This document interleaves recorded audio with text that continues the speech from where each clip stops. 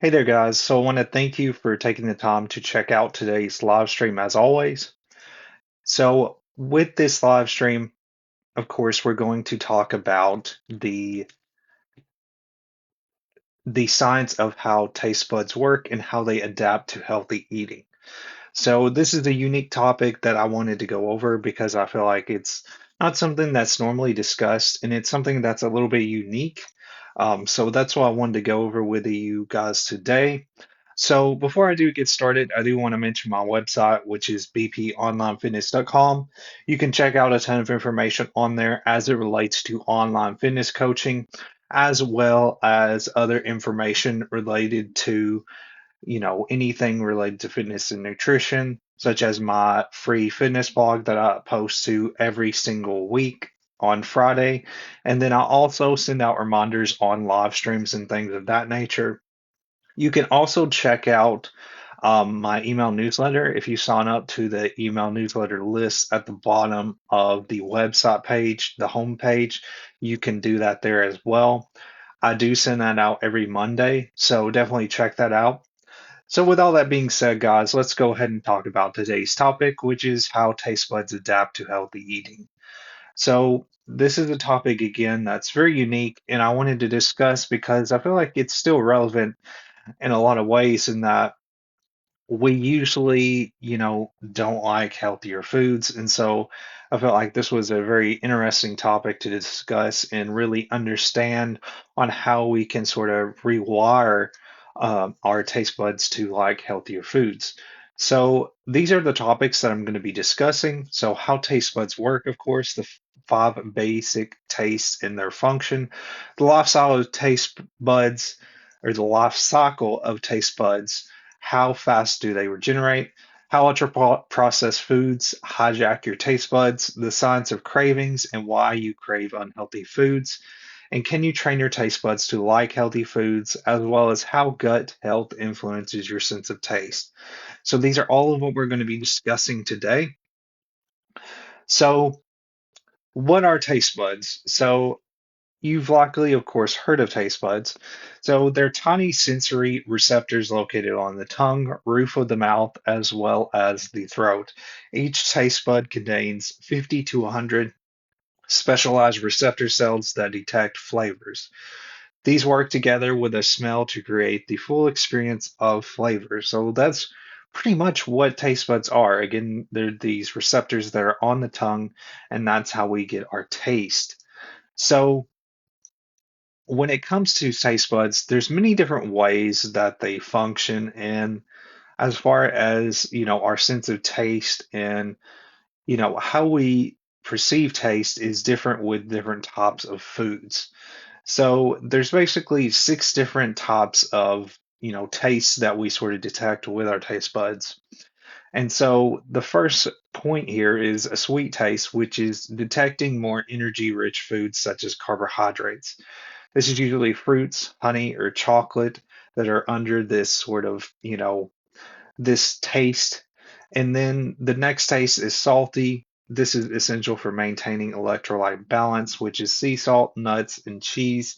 These are all salty based tastes, and that is their basic function when we, taste those specific nutrients. Sour, it identifies acidic foods and potential spoilage. So this could be citrus, yogurt, or vinegar. Bitter taste, it helps to detect potential toxins such as dark chocolate, coffee, or kale. Umami is a sense of protein rich or savory based foods. So these are meat, mushrooms, or soy sauce. Anything of that nature is going to be under the, sort of description and taste and function as umami. So these are all the different taste buds in sort of their function and how we how our taste buds detect these tastes and what they're trying to do, their function on what they're detecting from these specific tastes. So, what I want to discuss next is how ultra processed foods are, hijack your taste buds. So, excessive sweetness, so artificial sweeteners and refined sugars rewire the brain to crave more sugar. This is also hypersalinity. Hypersalinity relates to this as well. such as high sodium content can desensitizes taste buds to natural flavors. Fat and texture manipulation. So, engineered fats enhance mouthfeel and reinforce overconsumption. Flavor enhancers you've likely heard of, such as MSG or artificial flavors, trick the brain into thinking food is more delicious than it actually is. So, these are a lot of different points to keep in mind when it comes to ultra processed foods and how these foods can really hijack your taste buds. So, the more that you consume these particular types of foods, the more it's basically rewiring your taste buds into liking those foods, of course. And of course, what I'm going to discuss as we go further is what you can do to sort of change that sort of rewiring of your taste buds. So just know that anything related to, sort of these artificial sweeteners, artificial flavors, high sodium, a lot of these enhancers such as MSG are really going to make a difference. And the more you consume these foods, it's going to want you to, consume more of those types of foods versus healthier based options. So, the science of cravings. So, cravings are intense desires for specific foods, often high in sugar, fat, or salt. They are driven by both biological and psychological factors. The hypothalamus regulates hunger and satiety. I can never say it right. Satiety, which is basically how full you feel. And then the dopamine system creates a reward loop reinforcing cravings. Memory and emotions influence craving based on past experiences. So, whatever you feel based on a specific food, you are likely going to crave that, sort of flavor, which I'm sure that's pretty much, common knowledge. But just know that cravings play a role in this as well. Again, that goes back to how, the more processed foods sort of hijack your taste buds and that you're wanting those more. So cravings are going to be, interlocked and interconnected with that because you have these different factors, biological, psychological, and just your memory of, different types of foods is going to make you want to crave those. So just be aware of that as well. So the next point I want to go over is how you can train your taste buds to like healthier based foods. So this is pretty simple and it's all about just slowly shifting, what you do with, the types of foods that you consume basically. So it's gradual exposure is the first point. So you want to start with small portions of healthy foods. And this is something that I think is important and not only when we're talking about, taste buds, but just in, shifting your habits into more healthier options. Can still be relatable in that way. One thing I always mention to clients is that it's really important to focus on, making gradual changes and, gradual progress instead of trying to make a huge leap into something, into trying to accomplish something. It's more important to take the smaller steps to get there so that you're building a more sustainable habit getting there rather than just completely, shifting your whole perspective. Like, you don't want to just go from, yes, you do want to go into healthier foods, but you don't want to just completely shift, your whole diet to go into healthy foods. You want to be able to change it in a slow manner, in more of a controlled manner, and the reason being is when you gradually make those changes, it's going to be way more sustainable than if you're trying to completely shift your diet, if that makes sense. You also want to pair with familiar foods. So mix new flavors with foods you already enjoy. If there's any types of, sort of flavors that you like that maybe, sort of in sort of the unhealthier based options, try to, find options to sort of, have ways to mimic that. For example, what I like for, as far as like something that's sweet, that I usually go to is Greek yogurt. It's a more healthier option. You could kind of relate that to like something like ice cream or anything of that sort. Making a minor shift like that, like switching from maybe if you like ice cream for a dessert, and switching it to maybe yogurt or something in that sort of realm, it's going to be a way better and healthier option, and it's not going to be detrimental towards your progress. And again, you're still sort of training that taste bud in the same way, where it's kind of got the same sort of texture and it's kind of the same, very similar in a way when you're talking about ice cream and yogurt. Of course, they are two different things, but the more that you sort of shift, what you consume like that, the more it's going to make a difference and you're going to be more, comfortable with that, sort of healthier option. Adjust preparation methods. So roasting, seasoning, or adding healthy fats can enhance taste. This is another thing too. Um, Especially, when we're talking about, let's say, for example, like a food item like a salad. A lot of times we usually go for ranch or anything of that sort, but ranch can actually have a lot of, calories in them. There's a lot of, other types of, you could, even though ranch is generally it's not that bad of an option, but it can be high in calories if you're not careful with the type of ranch you're using. But what I want to say here is that if you wanted to go for a more healthier option, versus just ranch dressing, you could do maybe something like olive oil, something that's a little bit that's not really high in calories, but still giving you, good nutrients. Olive oil is something that I also use, like, for example, like when I make grilled chicken, I usually put olive oil on it because it adds a healthy fat onto it. And, it's not only am I getting the protein from it, but I'm also getting the fat from it as well.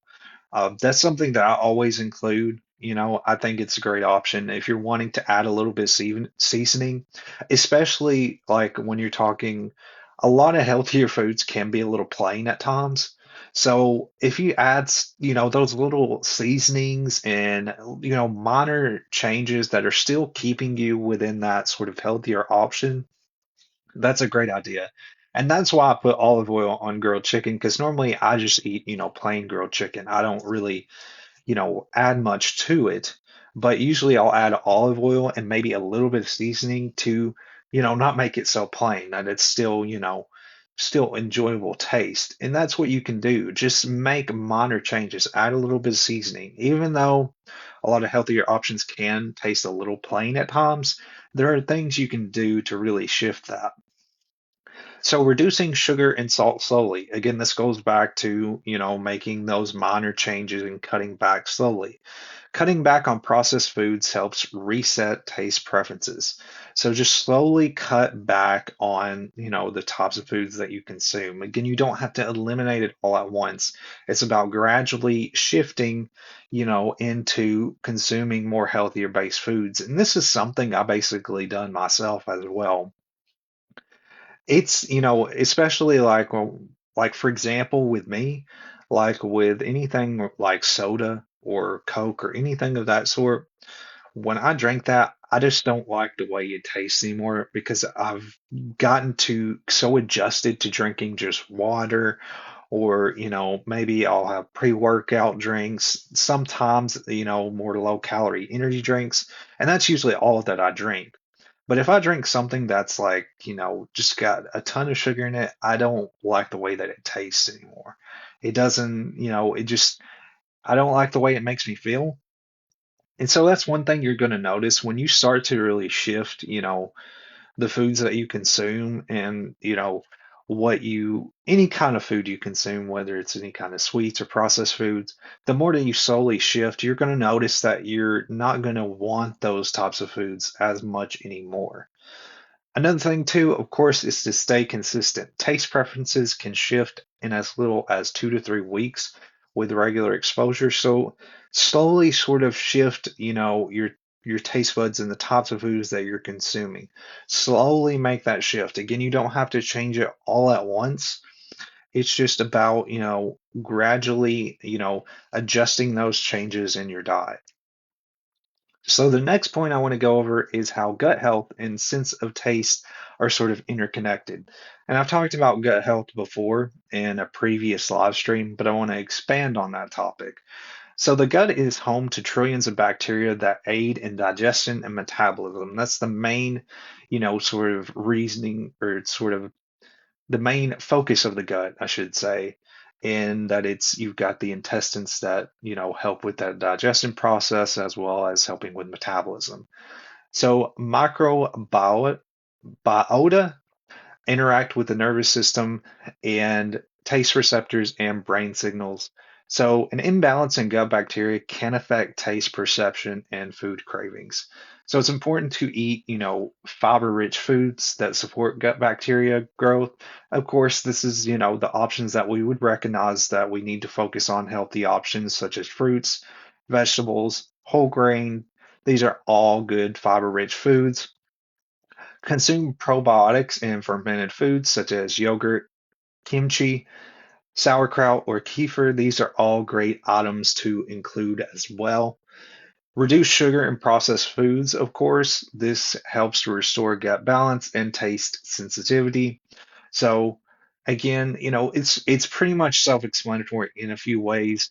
We've got we want to focus on fiber-rich foods, fruits, vegetables, whole grains, probiotics, yogurt, sauerkraut, things of that nature. And then, of course, we're reducing, the sugar and processed foods. So the more that you make these changes and shift, what you eat, the more you're going to notice a difference in, how your taste changes with how sort of your taste buds adapt to the particular foods that you're consuming. So gut health makes a big difference in that, and consuming foods that help support gut health are going to make a major difference as well.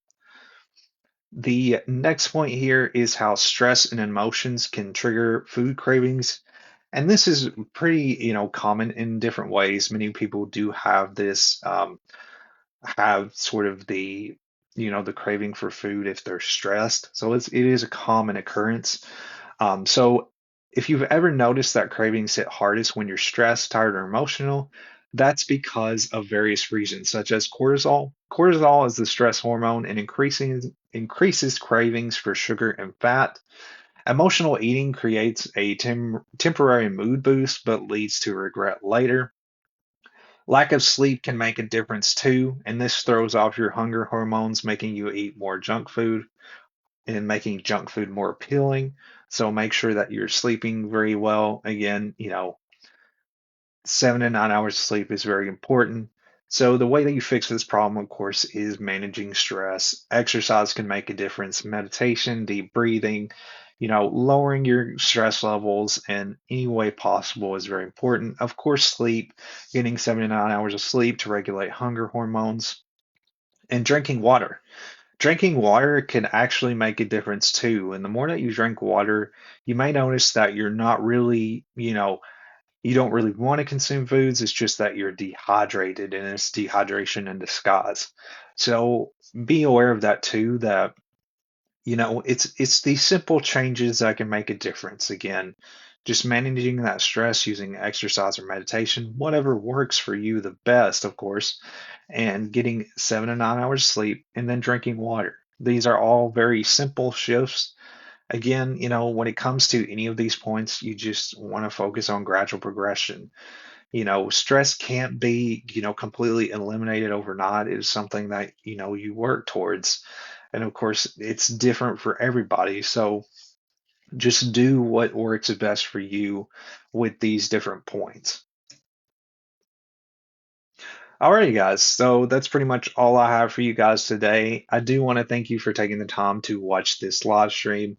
Again, you can visit my website, which is bponlinefitness.com. I do also want to share that I have a YouTube video that I've just uploaded yesterday, and it's about understanding carbs. So this is a very short video, but it goes over a little bit about complex carbs as well as simple carbs and just understanding carbs in more simple terms. I'm trying to work on more videos like this that are a little bit shorter and more condensed that you can sort of use and sort of get some good information from. So definitely check that out. And again, guys, if you have any questions about anything I discussed today, feel free to let me know. But I thank you guys for taking time to watch this.